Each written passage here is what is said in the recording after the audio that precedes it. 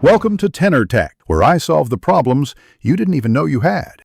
You start by preparing the car and loosening hardware.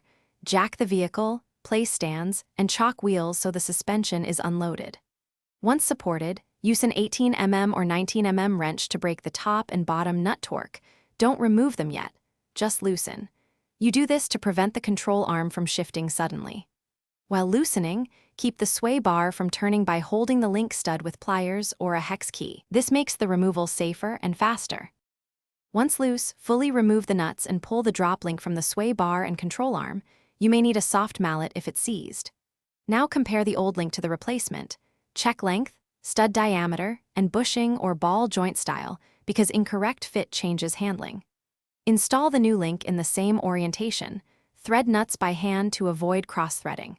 Make sure rubber boots seat correctly so dirt and moisture won't shorten the new part's life. To finish, torque the drop link nuts to the vehicle manufacturer's specification. Do this with the suspension at ride height when possible, or with jack stands adjusted so springs are supporting load. This prevents preloading bushings. Once torqued, lower the car, bounce each corner to confirm movement is free, and visually inspect for seated boots.